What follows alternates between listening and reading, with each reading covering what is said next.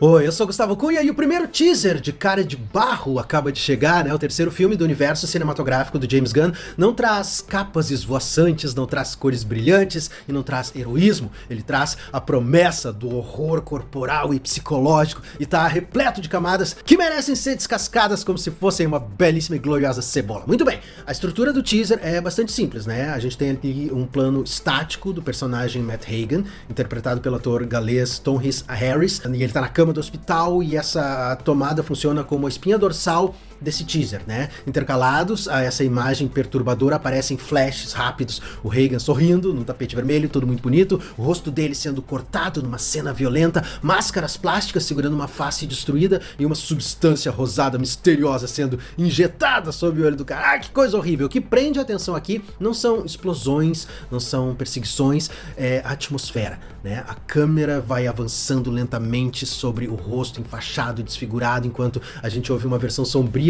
e repetitiva de Do You Realize dos Flaming Lips. A letra diz: você se dá conta de que tem o rosto mais lindo? E tem a parte do rosto mais lindo sendo repetida, né, de forma totalmente angustiante, enquanto a câmera vai se aproximando cada vez mais do rosto desfigurado do personagem, com aquele único olho esbugalhado, vidrado, sem piscar, né, o terror da percepção do que ele acabou de perder. É inquietante, cara, pra dizer o mínimo. A equipe de marketing do filme tem distribuído materiais fictícios desse universo do filme e é nesses materiais que os detalhes mais suculentos estão escondidos, né? Uma capa de revista de entretenimento traz o Matt Hagen como a estrela em ascensão e nas laterais ela lista duas bandas, Ashes of Sunday e Blister Twister. A primeira banda é a banda fictícia da Dina Drake, a Canário Negro dos quadrinhos da DC, que apareceu pela primeira vez na série Batgirl de 2011. Já Blister Twister é uma paródia da banda Twisted Sister, que eu adoro e que apareceu pela primeira vez em Batman número 412 de 1987.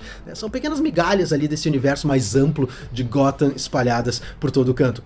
Um detalhe que pode passar batido ali na empolgação, né, com todo esse body horror, é que esse é o primeiro filme a nos mostrar a Gotham City do DCU, do James Gunn, em live action, né, a mesma cidade que uma placa de trânsito apontava ali no filme de Superman, agora de 2025, ganha ruas, docas e bairros com nomes bem conhecidos. Em termos de locações, o trailer mostra um barco se aproximando de uma área industrial identificada como The Narrows, o bairro decadente situado numa ilha no meio do Finger River, o rio batizado em homenagem ao Bill Finger, o co-criador do Batman. Os fãs mais atentos vão se lembrar, né, de que o Narrows foi cenário central em Batman Begins, do Christopher Nolan, e também apareceu na série espetacular do Pinguim, da HBO. Esse trailer também mostra a Amusement Mile, que é um parque de diversões de Gotham inspirado em Coney Island, né, com murais de palhaços ao fundo. E sim, né, qualquer imagem de palhaço em Gotham City, inevitavelmente, faz a nossa mente se lembrar do palhaço do crime, o Coringa. James Gunn parece estar sinalizando algo importante com essa escolha visual, né? Gotham não vai ser apenas o palco do Batman, vai ser um ecossistema de monstros e freaks totalmente trágicos, tão corrompido e tão bizarro que somente alguém como o Batman teria a capacidade de lidar com esse lugar. E aqui nós temos uma questão importante, cara, uma confusão quase inevitável, né? Quem assiste ao trailer de Cara de Barro sem o contexto prévio, dificilmente vai acreditar que esse filme habita o mesmo universo do filme de Superman, né? Aquele com o supercão voando fofinho, o tom esperançoso, as cores vibrantes que o James Gunn fez questão de imprimir como marca registrada desse novo DCU. O choque em termos de tonalidade é brutal, né? Cara de Barro tem rostos sendo retalhados, tem pele derretendo, body horror que flerta abertamente com o terror psicológico de A Substância e a crudeza física de A Mosca. Então é o tipo de filme que pode tranquilamente receber uma classificação restritiva de idade, né, por ser muito pesado, e isso pode inclusive levar parte do público a assumir que Cara de Barro pertence ao universo do Batman do Matt Reeves, né, do Robert Pattinson, que já tem ali um DNA naturalmente mais sombrio, mais pesado, mais ancorado naquele realismo sujo. Então essa confusão faz sentido, né? A Gotham da série do Pinguim e a Gotham desse trailer compartilham a mesma energia de decadência urbana e violência crua, que parece muito distante daquele céu azulado de Metrópolis que a gente viu no filme do Azulão.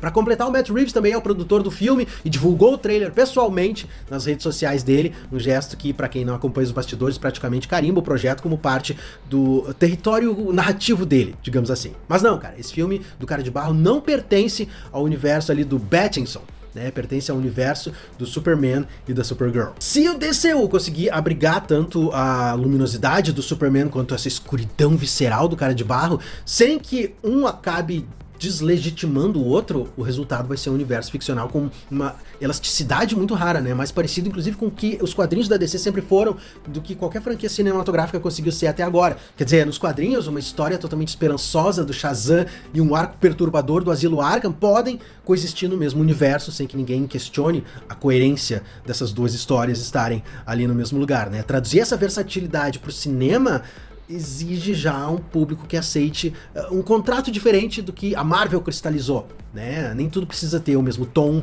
o mesmo ritmo, o mesmo público-alvo pra pertencer ao mesmo universo. Se der certo, cara, isso vai ser um golaço. Tudo bem, mas afinal de contas, quem é esse cara de barro na fila do pão? Pra quem não conhece o personagem, a mitologia do cara de barro é mais rica e mais estranha do que se imagina, né? A primeira versão desse cara surgiu em Detective Comics número 40, em junho de 1940, velho. Nessa encarnação, o cara de barro era um cidadão chamado Basil Karlo, um ator decadente de filmes de terror, que enlouqueceu a descobrir que o estúdio para que ele trabalhava ia fazer um remake do grande clássico dele sem ele, né? Então, tomado pela fúria, o Basil veste o figurino do vilão que ele interpretava no filme, né? O tal de cara de barro, e começa a assassinar as pessoas. Não tinha nada de superpoderes, só um homem perturbado com uma máscara de argila matando as pessoas. Foi só na Era de Prata dos quadrinhos que o monstro de lama realmente apareceu, né? Em Detective Comics número 298, a gente conheceu o Matt Hagen, que era um caçador de tesouros que durante uma expedição tropeçou numa poça subterrânea de protoplasma químico, seja lá o que isso for.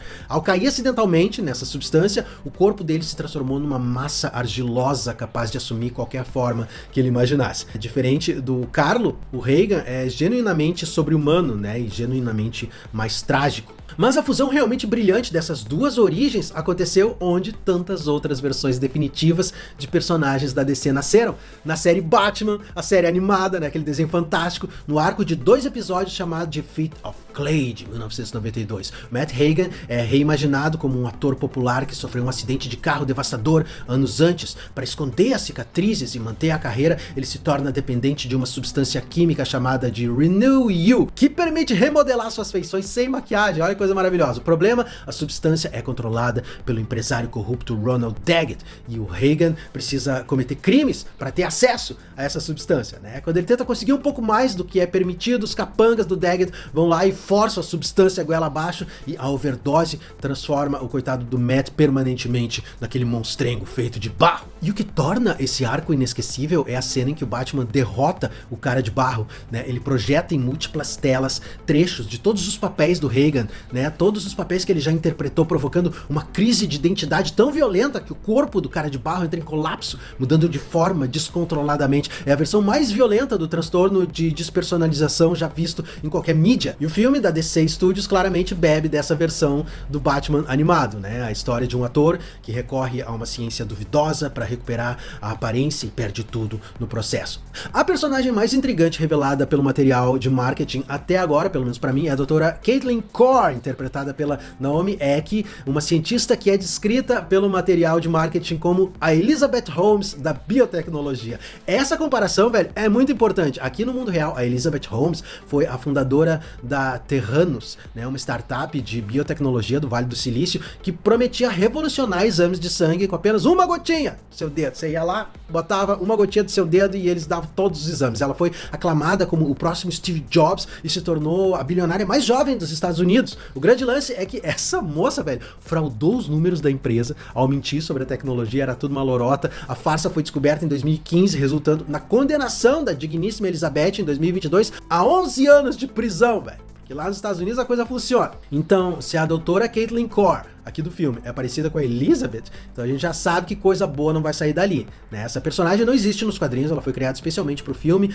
Uma capa fictícia da Gotham Medical apresenta essa mulher como o novo rosto da medicina regenerativa, com menções a transplantes de órgãos e coisas assim, né? Ela quem aparece no trailer injetando ali aquele soro rosado no rosto do Matt Hagen. E os detalhes ficam mais reveladores quando a gente observa as telas do laboratório dela, né? No monitor é possível ler a inscrição radiação, infecção de nanocélulas, simulação ao lado de um modelo 3D além de veias percorrendo um rosto. A teoria então é de que o que a Caitlin injeta no Matt pode ser algum tipo de organismo possivelmente fúngico, projetado para regenerar tecido facial, mas que acaba desenvolvendo um efeito adverso e transforma a carne do personagem em algo parecido com argila viva. Meu Deus, só de falar chego a ficar arrepiado. A grande tragédia nesse caso é que o Matt poderia ter usado o meu link da Amazon para mandar vir outros produtos para pele que não teriam esse efeito catastrófico na cara dele, né? Um creme Jequiti, por exemplo. Porque usando o meu link, que vai estar aqui embaixo na descrição do vídeo, no comentário fixado ou no QR Code da tela, o valor de shampoos, produtos para barba e para pele permanece exatamente o mesmo. A única diferença é que, ao mesmo tempo em que você manda vir esses itens que você deseja para se tornar cada vez mais belo, uma parte desse investimento é revertida para esse seu esteticista do entretenimento, aquele que faz o skincare narrativo nas especulações mais desarrumadas e deixa elas bonitinhas, que faz a harmonização facial das teorias feiosas para que elas se tornem atraentes e desejáveis na sua tela. O seu clique, gafanhoto, é o que mantém esse grande salão de beleza nerd nos negócios, eliminando as pontas duplas do tédio e da desinformação. E se você não for comprar nada, pelo menos deixa o like, se inscreve aqui no canal para encher o coração do Tata de alegria e contentamento, tá certo? Muito bem, de volta ao vídeo. Num dos momentos desse trailer, nós vemos o Matt tendo o rosto cortado por esse cara, que provavelmente é alguém com quem o protagonista pode ter algum tipo de dívida. Pode ser que os caras tenham vindo cobrar essa dívida e acabaram com o rosto do Matt para dar um exemplo, né, para os outros devedores. Esse deve ser o evento que leva o Matt a procurar os serviços da digníssima doutora Caitlin. E curiosamente, mais tarde, a gente vê o Matt apontando uma navalha pro rosto desse mesmo cidadão que marcou ele na cena anterior, né? Olho por olho, dente por dente, meu chapa. O James Gunn confirmou que esse filme do Cara de Barro se passa antes dos eventos de Superman e que é esse o primeiro filme do DCU cronologicamente falando, né? Vem ele, depois vem Superman, depois vem Supergirl. Lembre-se de que o Cara de Barro já apareceu no DCU em Creature Commandos, né? Aquela série animada que é canônica do DCU. Na série ele é um vilão experiente, manipulador, o que significa que o filme vai funcionar como uma história de origem, que explica como ele chegou nesse momento de Creatures Commando. Então o James Gunn inclusive comentou que os relatos sobre a morte do Cara de Barro na animação foram grandemente exagerados, né? Sinalizando que a aparente destruição do personagem na série não é definitiva. A decisão de contar essa história como um prequel abre um precedente interessante, né? O DCU pode não seguir uma linha temporal rígida, né? Mas sim construir a mitologia de forma mais fragmentada, revelando pedaços ali do passado, dos vilões e dos heróis conforme a oportunidade narrativa surgir. Eu acho interessante. O trailer termina com uma imagem que condensa tudo, né? O Matt Hagen tá numa banheira, que é uma referência direta à graphic novel Batman One Bad Day, Cara de Barro, né? Que é uma coleção com vários vilões do Batman. Ele passa a mão ali pelo rosto, a pele se move como argila molhada, se deformando com a naturalidade perturbadora. O James Watkins, né, responsável por Speak No Evil e pelo episódio Shut Up and Dance de Black Mirror, é provavelmente a escolha mais certa para dirigir esse material. Ele sabe construir o desconforto lento, né? Sabe fazer a câmera insistir ali no rosto tempo suficiente para que a plateia queira desviar o olhar, mas simplesmente não consiga. E existe uma razão pela qual o Cara de Barro, um personagem criado em 1940, soe tão perturbadoramente contemporâneo agora em 2026, né? A tragédia central do personagem, um homem que perdeu o próprio rosto e recorre a meios cada vez mais extremos para recuperar essa imagem que o mundo espera, não é mais ficção científica, né? É a rotina de milhões de pessoas toda manhã antes de postar ali a primeira foto do dia. A comparação com os filtros do Instagram pode parecer um pouco estranha num primeiro momento, mas não é nada disso. O fenômeno que psicólogos já batizaram como dismorfia do Snapchat é a incapacidade crescente de aceitar o próprio rosto sem edição digital, velho. Isso é uma realidade, em essência, é a mesma armadilha que aprisiona o Matt Hagen, né? O ciclo é idêntico, você descobre uma ferramenta que permite parecer outra pessoa, o alívio temporário vira dependência e quando o efeito acaba, a discrepância entre o rosto real e o rosto editado se torna insuportável. O Matt Hagen usa o protoplasma químico e a gente usa o algoritmo. O resultado emocional é perturbadoramente parecido. É mesmo incrível, né, que aquela cena de animação de Batman de 1992 possa ter se tornado uma metáfora tão cirúrgica do que a cultura digital ia fazer com a autopercepção das pessoas agora, em 2026. O que eu posso dizer, cara? Num universo em que um supercão voa ao lado do Homem de Aço, a aposta mais corajosa do James Gunn talvez seja a mais íntima de todas, uma pessoa que se olha no espelho e não reconhece mais o que ela vê. Não esquece de deixar o like e se inscrever aqui no canal para não perder mais nenhum vídeo e eu vejo você muito em breve, cara. Até lá, fica com Deus, permaneça bem, permaneça seguro, tá certo? Uma vez mais, muito obrigado e até a próxima.